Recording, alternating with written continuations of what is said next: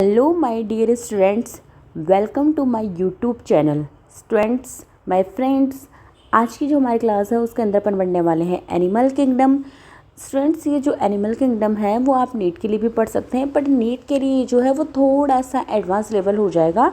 अगर आप चाहते हैं कि बीएससी एमएससी इनके लिए अगर आप एनिमल किंगडम पढ़ना चाहते हैं तो ये आपके लिए बहुत ज़्यादा इंपॉर्टेंट होने वाली वीडियो। इसके अलावा अगर आप कोई कंपटीशन एग्ज़ाम देने वाले हैं तो उसके लिए भी ये आपके लिए हेल्पफुल रहेगा। तो जब भी अपन एनिमल किंगडम पढ़ते हैं तो सबसे पहले अपन देखते हैं कि एनिमल और दूसरा है किंगडम। आपको पता है कि जो एनिमल्स होते हैं उसके बारे में अपन पढ़ चुके हैं कि जैसे एनिमल कैसे होते हैं, मल्टी सेलुलर होते हैं। कैसे होते हैं? मल्टी सेलुलर होते हैं।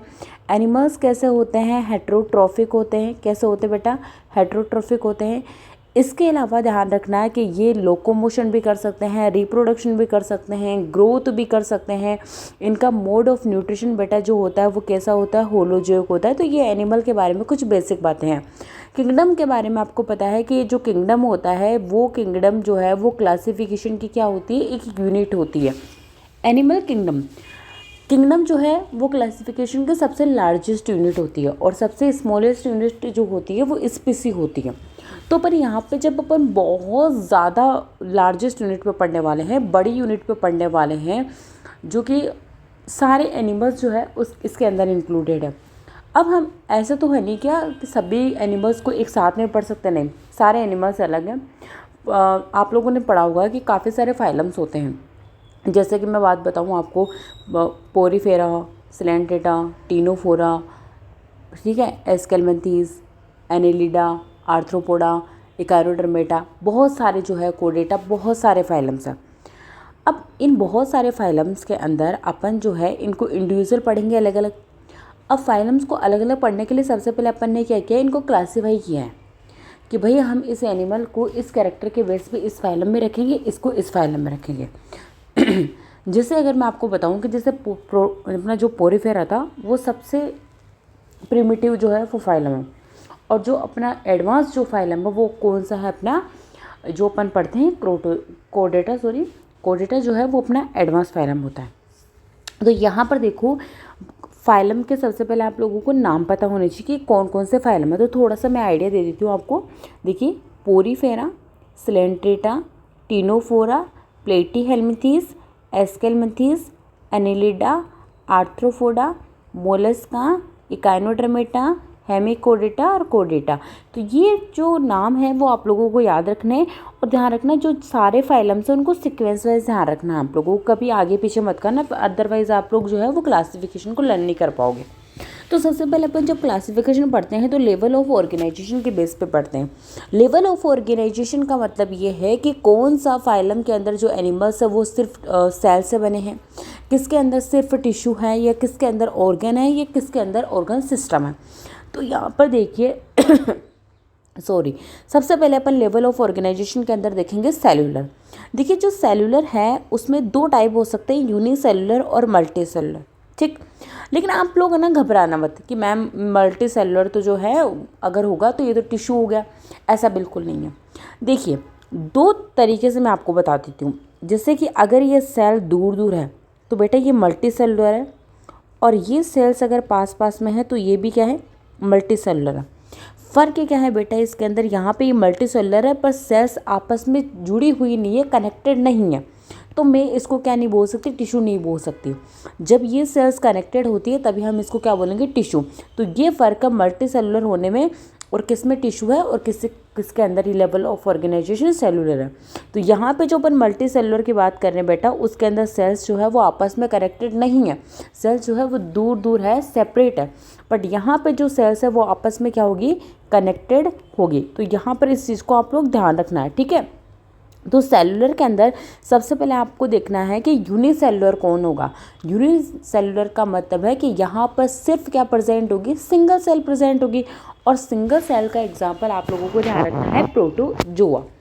मल्टी सेलुलर की बात करें तो मल्टी सेलुलर में आप लोगों को क्या ध्यान रखना बेटा? पोरीफेरा। फिर देखते हैं टिश्यू, यानी कि यहाँ पे ये मल्टी सेलुलर तो हो गया, बट यहाँ पे ये सेल्स जो है वो आपस में कनेक्टेड हो गई है और इस उन्होंने टिश्यू का फॉर्मेशन कर लिया है। तो यहाँ पर एग्जाम्पल ध्यान रखना है इनका, निडेरिया और टीनोफोरा। निडेरिया का दूसरा नाम क्या होता है बेटा? सिलेंटेटा, यानी निडेरिया को हम सिलेंटेटा भी बोल सकते हैं। ऑर्गन की बात करें तो ऑर्गन लेवल ऑफ ऑर्गेनाइजेशन जो है वो सिर्फ और सिर्फ प्लेटीहेल्मिन्थेस के अंदर होता है। एंड प्लेटीहेल्मिन्थेस को हम क्या बोल सकते हैं? फ्लैटवर्म भी बोल सकते हैं।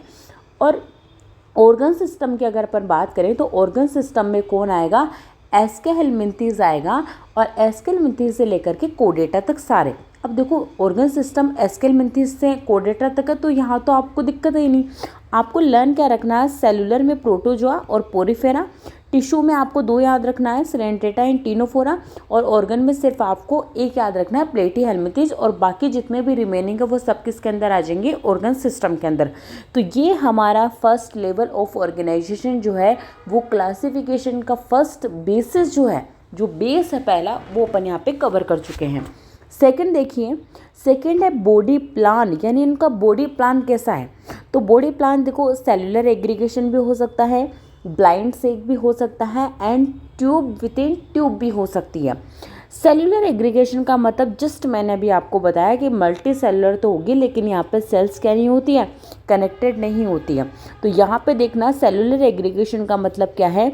लूजली ऑर्गेनाइज्ड सेल, यानी कि जो सेल है वो कैसी होगी? ढीली ढीली प्रेजेंट होगी, आपस में कनेक्टेड नहीं है, चिपकी हुई नहीं है। And cells are specialised for different function but no coordination between them. ध्यान रखना यहाँ पे सेल्स जो है वो डिफरेंट डिफरेंट काम कर सकती है, बट यहाँ पे कोऑर्डिनेशन नहीं होता इनका, यानी कि मिलकर के काम नहीं करती है। तो इसका एग्जाम्पल क्या है? स्पॉन्ज। बेटा स्पॉन्ज को अपन क्या बोलते हैं? पोरीफेरा। तो घबराने वाली बात नहीं है, पोरीफेरा क्या है? स्पॉन्ज है। सेकेंड हम देखेंगे ब्लाइंड सेक। ब्लाइंड सेक जो है वो सेलुलर एग्रीगेशन के कंपेरिजन में थोड़ा सा डेवलप हुआ है। सेलुलर एग्रीगेशन में सेल्स जो है लूजली बाउंड थी, लेकिन यहाँ पे ये डेंसली बाउंड है, यानी कि यहाँ पर सेल्स पास में आ गई है, टिश्यू वगैरह यहाँ बन चुके हैं। बट प्रॉब्लम ये हुई कि आपको पता है कि एक माउथ होना चाहिए, एक एनस होना चाहिए, बट यहाँ पे माउथ और एनस के लिए डिफरेंट डिफरेंट पोर नहीं है, डिफरेंट डिफरेंट मतलब ओपनिंग नहीं है। तो यहाँ पे ब्लाइंड सेक के अंदर क्या होगा? सिंगल ओपनिंग होगी, और ये जो सिंगल ओपनिंग है वो act as mouth and anus, यानी कि वो माउथ की तरह भी एक्ट करती है और वो एनस की तरह भी एक्ट करती है। कौन करती है? अपनी ब्लाइंड सेक करती है। ओके, इसमें 3 एग्जाम्पल आप लोगों को ध्यान रखना है, सिलेंटेटा, टीनोफोरा, प्लेटीहेल्मिन्थेस। क्लियर है? तो सेलुलर एग्रीगेशन में आपको ध्यान रखना है स्पॉन्ज यानी पोरीफेरा। ब्लाइंड सेक में आपको ध्यान रखना है कि यहाँ पर एक सिंगल ओपनिंग होती है, इसी सिंगल ओपनिंग से ये जो है खाना अंदर भी लेते हैं और एक्सक्रेटरी वेस्ट को बाहर की तरफ रिमूव भी करते हैं, एलिमिनेट भी करते हैं। यानी कि सिंगल ओपनिंग है जो कि माउथ की तरह भी काम करेगी और एनएस की तरह भी काम करेगी। और यहाँ पे जो अपने एग्जाम्पल है वो सिलेंटेटा, टीनोफोरा एंड प्लेटीहेल्मिन्थेस है। क्लियर है? ओके, देन अपन देखेंगे ट्यूब विद इन ट्यूब। तो ट्यूब विद इन ट्यूब के अंदर ध्यान रखना माउथ एंड एनएस जो है बेटा उसके दो क्या होगी? सेपरेट सेपरेट ओपनिंग होगी, है ना। तो ध्यान रखना यहाँ पे माउथ अलग होगा देखिए, और यहाँ पे क्या होगा? एनएस अलग होगा। ठीक है, इसके 2 ट्यूब है बेटा। देखो थोड़ा सा समझो, जैसे ये आपकी बॉडी है, ठीक है, तो एक तो ये वॉल हो गई, इसी बॉडी के अंदर आपकी क्या है? एलिमेंट्री कैनाल है। तो एक ट्यूब तो आपकी कौन हो गई? आपकी बॉडी। दूसरी ट्यूब क्या हो गई? आपकी एलिमेंट्री कैनाल। तो ऐसा नहीं लग रहा आपको कि ट्यूब के अंदर ट्यूब है? तो इसीलिए अपन इसको क्या बोलते हैं? ट्यूब विद इन ट्यूब बोलते हैं, क्योंकि यहाँ पर 2 ट्यूब आ गई, एक अपनी बॉडी वॉल की आ गई है और एक अपनी एलिमेंट्री कैनाल की आ गई है। और यहाँ पर भी आपको घबराने वाली बात बिल्कुल भी नहीं है। ये कहाँ से कहाँ तक होता है? एस्केहेल्मिन्थेस से लेकर के कोडेटा तक। इसके अंदर बाकी मैं आपको बाद में बताऊंगी, प्रोटोस्टोम और ड्यूटेरोस्टोम भी होता है। माउथ अगर पहले बनता है देन अपन उसको बोलेंगे प्रोटोस्टोम्स, और अगर एनस पहले बनेगी तो अपन उसको बोलते हैं ड्यूटेरोस्टोम्स। ठीक है, तो वो घबराने वाली बात नहीं है आपको। यहाँ पर देखो डाइजेस्टिव सिस्टम। डाइजेस्टिव सिस्टम की अगर अपन बात करें तो हो सकता है किसी के पास प्रेजेंट हो और किसी के पास ना हो। तो सुनो मेरी बात, डाइजेस्टिव सिस्टम किसके पास नहीं होगा? तो देखो पोरीफेरा के पास नहीं होता है, सिलेंटेटा के पास नहीं होता और टीनोफोरा के पास नहीं होता, और बाकी रिमेनिंग जो है उनके पास प्रेजेंट होगा। चाहे इनकम्प्लीट हो चाहे कंप्लीट हो, लेकिन क्या होगा, प्रेजेंट होगा। ठीक है, तो इस चीज़ को ध्यान रखना, इनकम्प्लीट और कंप्लीट के बारे में आप लोगों को ध्यान रखना है।